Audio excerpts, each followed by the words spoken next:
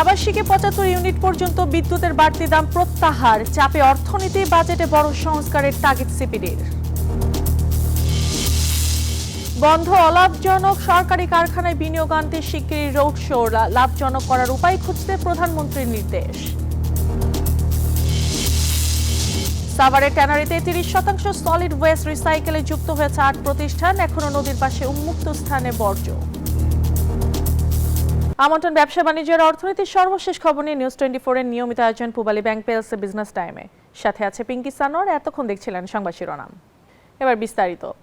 বিদ্যুৎ বিভাগের অনুরোধে আবাসিক ৭৫ ইউনিট পর্যন্ত বিদ্যুতের বাড়তি দাম প্রত্যাহার করেছে বাংলাদেশ এনার্জি রেগুলেটরি কমিশন। এর মধ্যে রয়েছে লাইফ লাইনের 0 থেকে 50 ও আবাসিক প্রথম ধাপের 0 থেকে ৭৫ ইউনিট পর্যন্ত ব্যবহারকারী। এক বিজ্ঞপ্তিতে এ তথ্য জানায় বিইআরসি। এর আগে প্রান্তিক গ্রাহকদের ভোগান্তির কথা বিবেচনা করে বিদ্যুতের নতুন দাম পুনর্বিবেচনার অনুরোধ জানায় বাংলাদেশ বিদ্যুৎ উন্নয়ন বোর্ড।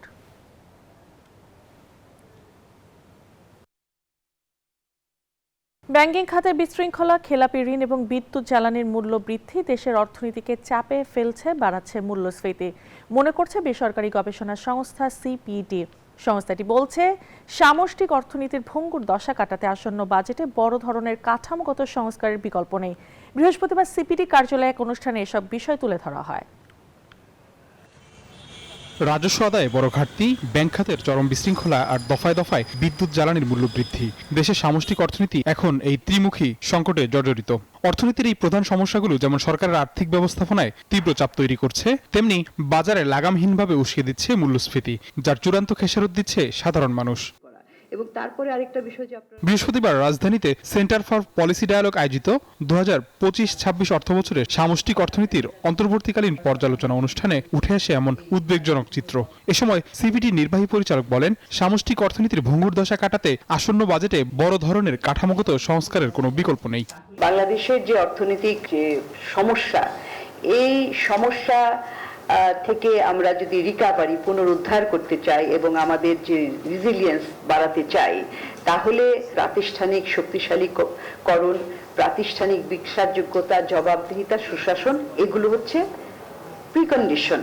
এদিকে বাংলাদেশি পণ্যের উপর যুক্তরাষ্ট্রের অতিরিক্ত 10% শুল্ক আরোপের উদ্যোগকে রাজনৈতিক উদ্দেশ্য প্রণোদিত বলে মনে করছে সিপিডি।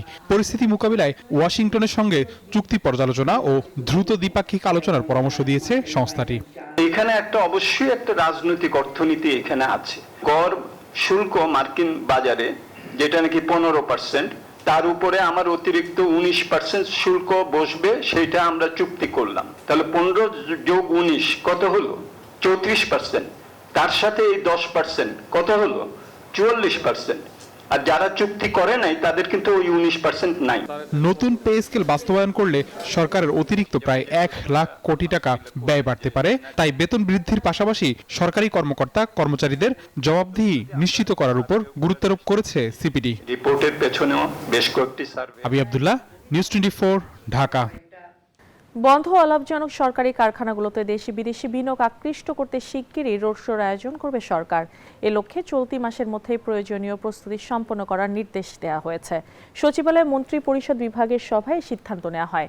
সভায় প্রধানমন্ত্রী তারেক রহমান বন্ধ কারখানাগুলো দ্রুত চালু এবং অলাভজনক কারখানাগুলোকে লাভজনক করার কার্যকর উপায় খুঁজে বের করতে সংশ্লিষ্টদের নির্দেশ দিয়েছেন। একই সঙ্গে তিনি এসব কারখানা দেশি বিদেশি বিনিয়োগ আকর্ষণের ওপর বিশেষ গুরুত্ব আরোপ করেছেন। বিমান বাংলাদেশ এয়ারলাইন্সের হাজিদের 150টি লাগেজ কাটা হয়েছে বলে গণমাধ্যমে যে সংবাদ প্রচার হয়েছে তা সত্য নয় বলে জানিয়েছেন বেসামরিক বিমান পরিবহন ও পর্যটন প্রতিমন্ত্রী এম রশিদুজ্জামান মিল্লাত। সকালে সচিবালয়ে এমন কথা জানান তিনি।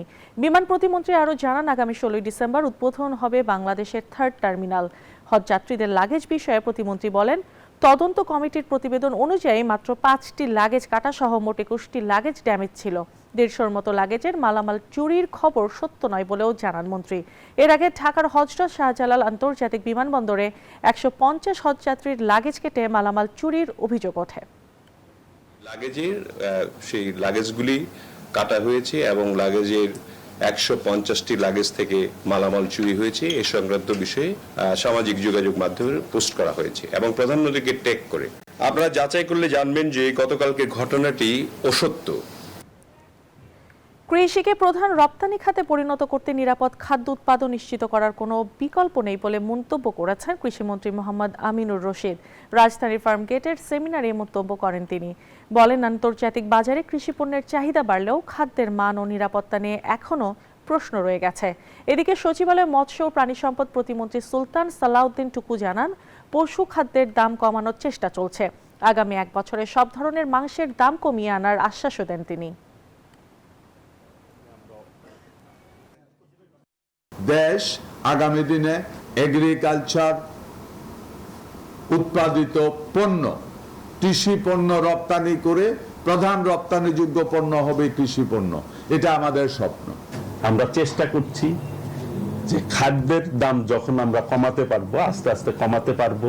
আমরা ফিড যত কম ব্যবহার করতে পারবো আমরা নিরুৎসাহিত করছি, ফিডের ক্ষেত্রে, ঘাসের ক্ষেত্রে আমরা উৎসাহিত করছি। পুঁজিবাজারের নিয়ন্ত্রক সংস্থা বাংলাদেশ সিকিউরিটিজ অ্যান্ড এক্সচেঞ্জ কমিশনের নতুন চেয়ারম্যান হিসাবে নিয়োগ পেলেন ইউনিলিভার কনজিউমার কেয়ার লিমিটেডের চেয়ারম্যান মাসুদ খান। তাকে নিয়োগ দিয়ে বৃহস্পতিবার দুপুরে অর্থ মন্ত্রণালয় প্রজ্ঞাপন জারি করেছে। মাসুদ খান ক্রাউন সিমেন্ট পিএলসির গ্রুপ সিইও। নিয়োগের শর্ত অনুযায়ী তাকে সব প্রতিষ্ঠান ও সংগঠনের সঙ্গে কর্মসম্পর্ক ত্যাগ করতে হবে। 4 বছরের জন্য বিএসসি এর চেয়ারম্যান পদে নিয়োগ পেয়েছেন তিনি।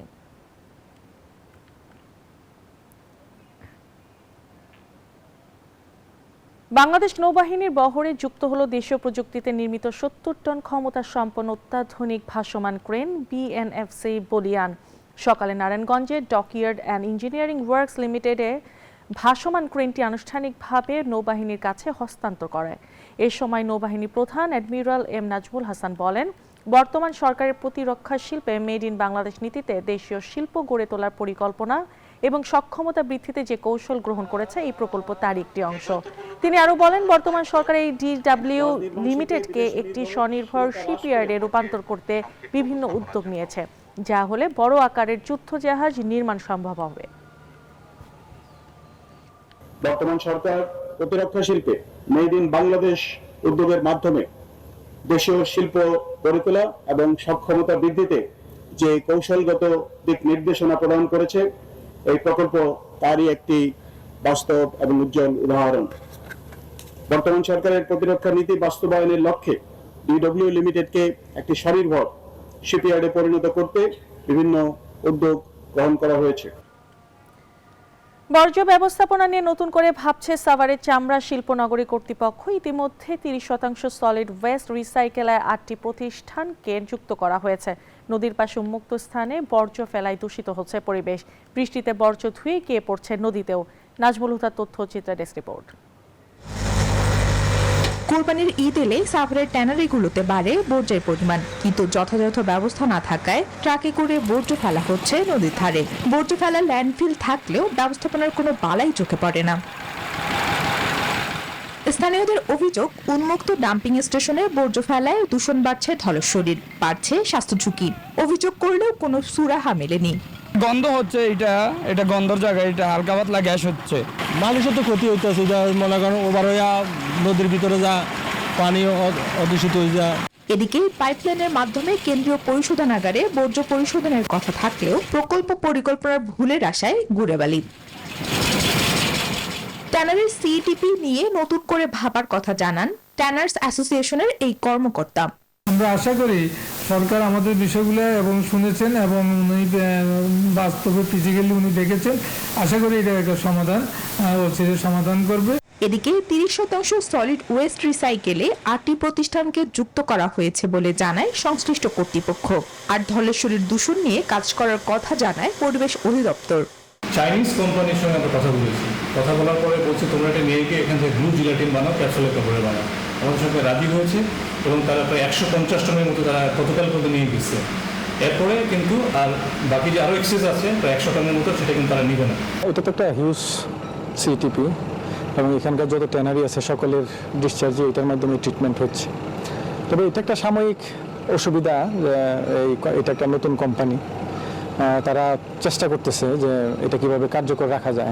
সাভারের চামড়া শিল্পনগরীর সিইটিপি সংস্কারে পদক্ষেপ নেওয়ার দাবি সংশ্লিষ্টদের। Desk report, news 24। আগামী সপ্তাহে শেয়ার বাজারে পা রাখতে যাচ্ছে ইলন মাস্কের মহাকাশ গবেষণা প্রতিষ্ঠান স্পেসএক্স। আইপিওতে প্রতিটি শেয়ারের দাম ধরা হয়েছে $135, ফলে কোম্পানিটির মোট বাজার মূল্য দাঁড়িয়েছে প্রায় $1,75,000 কোটি। শেয়ার বাজারে সবচেয়ে বড় অঙ্কের মূলধন সংগ্রহে এই পদক্ষেপে যুক্ত থাকছে কৃত্রিম বুদ্ধিমত্তা এবং মহাকাশ ভিত্তিক ডেটা সেন্টারের মতো অত্যাধুনিক প্রযুক্তি নিয়ে ভবিষ্যতের বিশাল সব নতুন পরিকল্পনা। আগামী 12 জুন নাসডাক সূচকে লেনদেনের মাধ্যমে রেকর্ড $7,500 কোটি তোলার লক্ষ্য স্পেসএক্সের। প্রত্যাশিত দামে শেয়ার বিক্রি হলে এটি বিশ্বের অন্যতম দামি কোম্পানিতে পরিণত হবে। গেল বছর কোম্পানিটির $1,860 কোটি আয়ের বিপরীতে লোকসান ছিল $490 কোটি। বিশাল সম্পদের পাশাপাশি বর্তমানে তাদের ঘাড়ে রয়েছে $6,050 কোটি ঋণ। মহাকাশ গবেষণার বাইরে স্টারলিংক ও এক্সএআই নিয়ে কাজ করছে তারা। পৃথিবীর সীমাবদ্ধতা এড়াতে ভবিষ্যতে মহাকাশেই এআই স্যাটেলাইট এবং ডেটা সেন্টার স্থাপনের মতো অভিনব সব পরিকল্পনা রয়েছে প্রতিষ্ঠানটির। নিবির আমিন, নিউজ 24। সংযুক্ত আরব আমিরাতে ভিসা বন্ধের কারণে ট্রাভেল ও ট্যুরিজম সহ বিভিন্ন ব্যবসায় হিমশিম খাচ্ছেন প্রবাসী বাংলাদেশিরা। প্রভাব পড়েছে হোটেল বুকিং, ট্রান্সপোর্ট, রেস্টুরেন্ট এবং ছোট ছোট সার্ভিস ভিত্তিক ব্যবসাগুলোতেও। নতুন কর্মী ও পর্যটক না আসায় কমে গেছে ব্যবসায়িক কার্যক্রম। দ্রুত ভিসা কার্যক্রম স্বাভাবিক হলে আবারও ঘুরে দাঁড়াতে পারবে এই খাত। একই সঙ্গে বাংলাদেশ ও আমিরাত সরকারের সমন্বিত উদ্যোগের মাধ্যমে সমস্যার সমাধান হবে বলে মনে করেন প্রবাসীরা। আমরা যেন বৈধভাবে থাকতে পারি দুবাইতে, আর বাংলাদেশে যেন রেমিটেন্স পাঠাতে পারি। কিন্তু বর্তমানে সংযুক্ত আরব আমিরাতে ভিসা জটিলতার কারণে বাংলাদেশিদের এই রেমিটেন্স প্রবাহ অথবা আমাদের কর্মসংস্থান ব্যবসায়িক কার্যক্রম ব্যাহত হচ্ছে। শেষ করছি পূবালী ব্যাংক পেয়েছে বিজনেস টাইম। ধন্যবাদ।